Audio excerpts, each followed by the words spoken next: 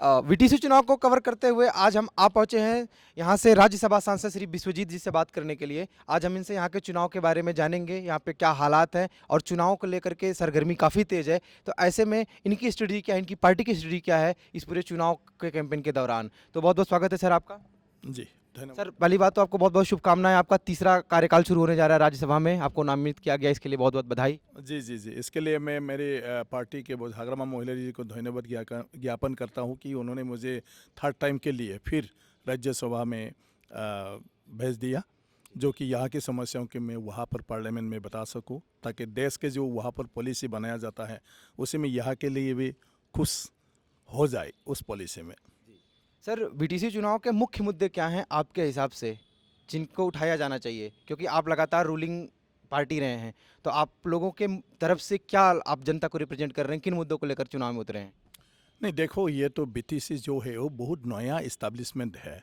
2003 में हमारी जो नेता है हाग्रमा मोहिलारी जी, उन्होंने इस इलाका के लिए संग्राम किया था कि यहाँ का कुछ भी नहीं था। भारत स्वाधीनता के बाद 60 साल तक यहाँ पर माने आसाम सरकार ने कुछ कर नहीं पाया।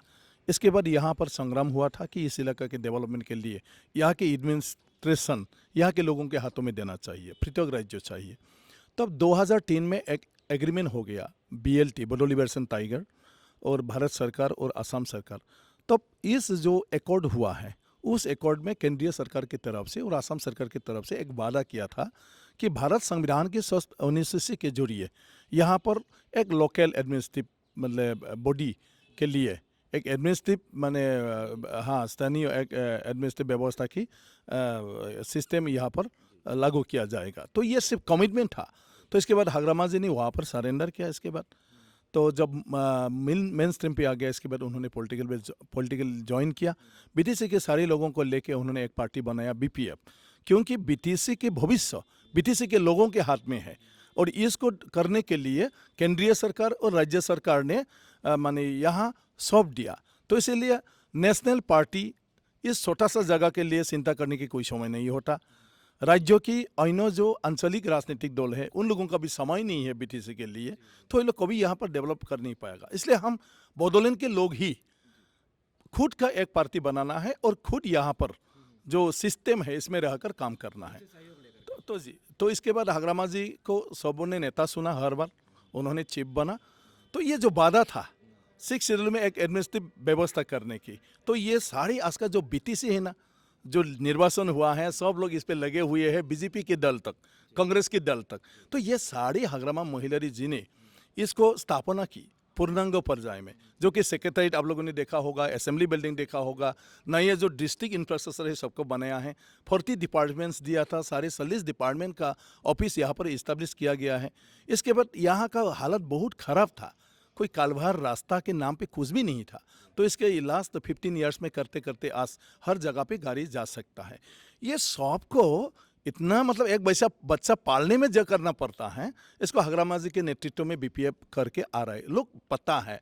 तो अभी हम एक लेवल पे आ गया। अभी हमारा रास्ता का प्रॉब्लम नहीं है, कॉलेज यूनिवर्सिटी का हमारा प्रॉब्लम नहीं है, इतना ऑफिस का कोई प्रॉब्लम नहीं। इसलिए इसी बार हम दूसरी लोगों की तरफ IT की तरफ हमारे भविष्य प्रजन्म के उनको हम शिक्षा की लेवल पे या एम्प्लॉयमेंट के लेवल पे हम कैसे ले जा सकता है, उनके लिए क्या इंफ्रास्ट्रक्चर करना है, क्या फैसिलिटी करना है, ऐसे काम को करना है। तो लोग को पता है, इसलिए और मोर डेवलपमेंट उसके लिए ही हमारा मुद्दा है। मतलब जो चीज़ें आपके इतने कार्यकाल में छूट गई हैं अब आगे उन पे काम करना है, उसको करना है, इसको ही कंटिन्यू करना है, यही हमारा मुद्दा है। लेकिन आज आपने एक बहुत बड़ा स्टेटमेंट दिया, आपने हाग्रमा जी को फादर ऑफ बोडोलैंड का दर्जा दिया।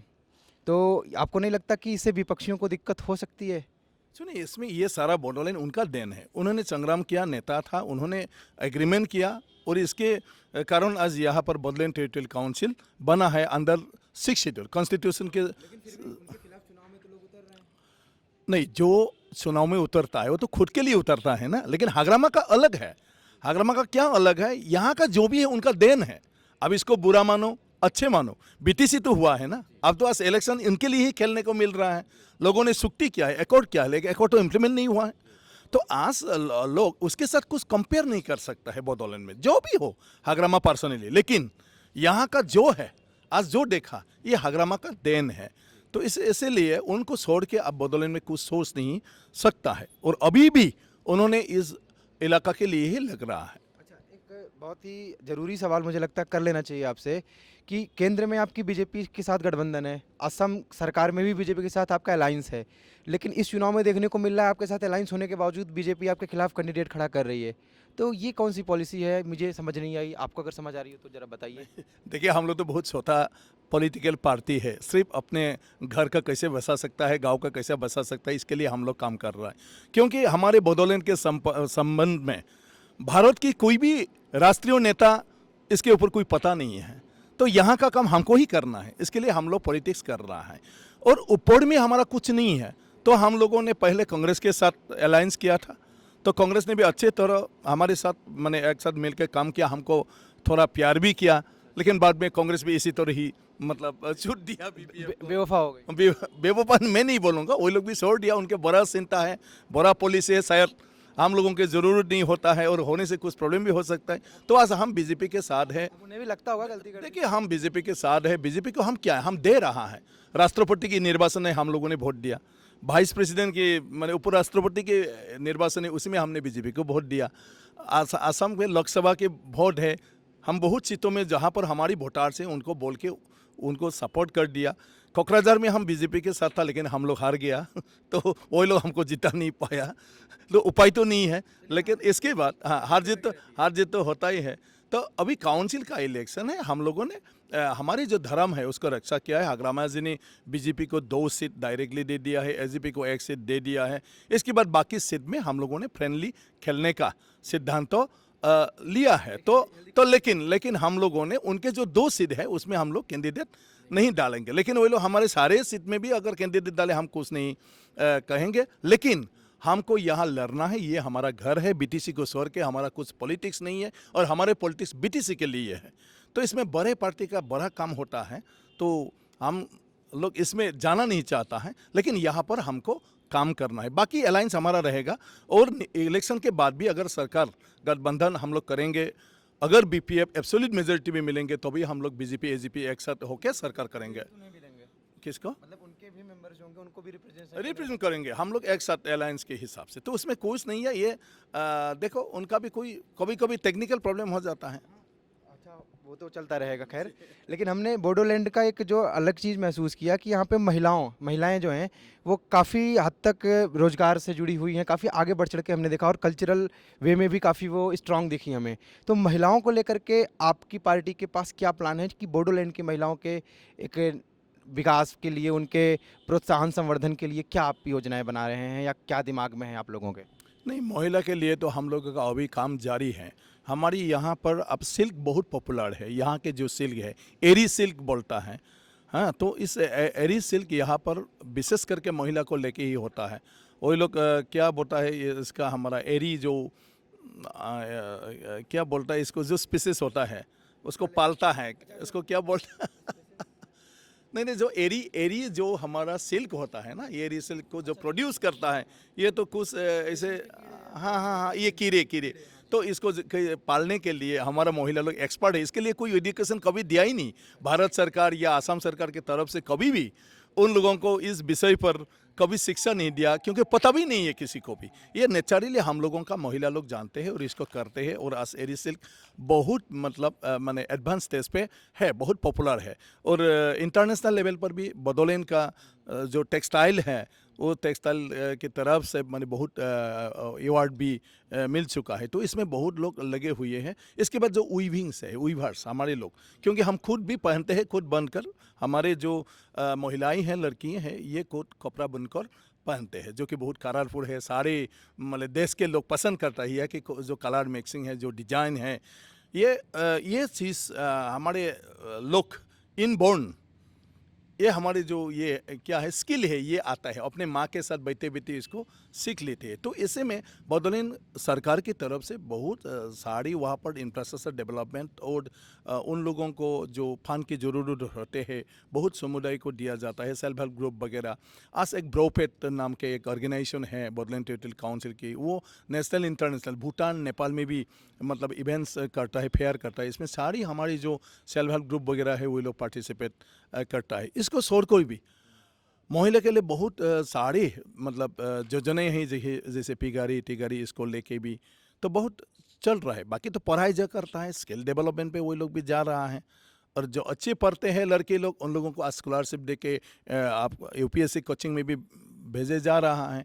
तो इसी तरह का बहुत सारे काम यहाँ पर चल रहा है, लेकिन नया है और बहुत सारे और जरूर होता है, सोच तो है, करते करते सीखते सीखते कर रहे हैं। सीख भी नहीं सकेगा, इसीलिए धीरे धीरे, लेकिन एक स्टेज पे आ गया है, अभी कोई प्रॉब्लम नहीं है। हम जिस तरह ले जाएंगे इसी तरह हमारे बच्चे अभी जा सकते हैं। अच्छा, एक चीज़ और जो मेरे दिमाग में आ रहा था सवाल कि आपने आईटी की बात की, आपने एजुकेशन, एग्रीकल्चर, हर पॉइंट पे आप बात कर रहे हैं। इंडस्ट्री की बात कहीं छूट तो नहीं रही? देखिए, इंडस्ट्री तो चाहिए, लेकिन इंडस्ट्री मेरे जो सोच है, इंडस्ट्री में मतलब ऐसा बात होते हैं कि हमारे लोग इस इंडस्ट्री के जरिए क्या फ़ायदा होगा। एक तो ये बात है, हमारी यहाँ का लोग का मतलब थोड़ा सा मजदूरी लाइन पे काम करना इच्छुक नहीं है, सब मालिक जैसा अनुभव करता है। तो हम यहाँ पर इंडस्ट्री करते तो हमारे लोकल लोग यहाँ पर एम्प्लॉयमेंट नहीं होता है, तो बाहर से, बिहार से आता है, बांग्लादेश से आता है, कहीं से आता है, तो वही लोग ही यहाँ पर काम करते हैं, मजदूर यहाँ के लोग करता नहीं। तो बाकी जो अच्छे रैंक का पोस्ट है इंजीनियर वगैरह, उसमें भी यहाँ के लोगों को कितना मिलेगा। दूसरी बात है कि इंडस्ट्री आपको बेस करना होगा कि यहाँ के जो क्या है रॉ मटेरियल्स है, यहाँ पर उत्पादित तो क्या क्या चीज़ है, इसके ऊपर तो हम इसको जब तक किसी ने तय नहीं करेगा कि यहाँ के लोग क्या एक्सपर्ट है, यहाँ पर क्या हो सकता है, इसको लेके अगर करेगा तो डेफिनेटली हम लोग इस इंडस्ट्री को करने के लिए इच्छुक है। अदरवाइज इंडस्ट्री के नाम पे इंडस्ट्री करेगा, सब्सिडी देगा, कोई कंपनी आएगा, फिर यहाँ से मार्केट करेगा, टैक्स एग्जम्पशन उनको मिलेगा, लेकिन चाहते कि आपके संसाधनों का दोहन हो जब तक कि यहाँ के लोगों की डिमांड ना हो। लोगों को समझना भी चाहिए, और यहाँ के लोगों का जो उत्पादित सामग्री है उनके ऊपर ही इंडस्ट्री भी होना चाहिए। जरूरत महसूस हुई तो हम भविष्य में बोडोलैंड में इंडस्ट्री देख सकते हैं। जरूर जरूर, इसमें कोई प्रॉब्लम नहीं है। और एक और सवाल, चूंकि कैंपेन चल रहा है, कैंपेन में बयानबाजी होती रहती है, आपके जो मुख्य विपक्षी इस वक्त हैं प्रमोद बोरो जी, उनका एक नारा काफ़ी पॉपुलर हो रहा है, वो परिवर्तन का नारा दे रहे हैं। तो इस नारे में आप कितना दमखम देख पा रहे हैं कि परिवर्तन चाहिए उनको बोडोलैंड में? देखो, परिवर्तन बोलने से खत्म नहीं होते। किसका परिवर्तन? खराब भी तो एक परिवर्तन होता है, अच्छा भी एक परिवर्तन होता है। परिवर्तन बोलने से नहीं होगा। आपको क्या परिवर्तन चाहिए? अभी यहाँ पर परिवर्तन की कोई जरूरत नहीं, ग्रेजुअली डेवलप होते होते आज एक स्टेज पे आया है। मैं एक बातें बोलते आ रहा हूँ हर मीटिंग पे कि हम लोग आगे जौनपुरी में था। जौनपुरी मतलब सबसे नीचे होता है, और जहाँ पर कोई अच्छी सुविधा व्यवस्था नहीं होता है, जहाँ पर अच्छे लोग भी नहीं रहता है, नो मैंस लैंड। 15 साल पहले यहाँ पर हाई रोड को छोड़ के कुछ भी रास्ते नहीं थे, कुछ भी कालबाड़ नहीं थे। आप लोग इसको कल्पना कर नहीं सकेगा। और उसी टाइम का अगर फोटो देखेंगे आप कहीं, तब माने आप कभी विश्वास नहीं करेंगे कि इसी जगह पे है, कुछ भी नहीं था। तो उसी से बीपीएफ हाग्रामा मोहिलारी जी के नेतृत्व में करते करते करते आज इस लेवल पे लाया है। अभी हम लोग मध्यपुरी में हैं, हाँ मध्यम में है, फिर हमको अभी सरगोपुरी में जाना है। तो नेक्स्ट टाइम से हम लोग जाएंगे। अभी प्रमोद बोरो जी बोल रहा है कि वही लोग अभी एक डिजिटल विलेज करेंगे, वो करेंगे। किस लिए अब बोल पा रहा है? रास्ता हुआ है इसलिए तो अब बोल पा रहा है। आज यहाँ पर डिस्ट्रिक्ट ऑफिस हो रहा है, इसके बाद तो आप डिजिटल का बात बोल रहा है। ये नहीं होता तो अब कहाँ से करता?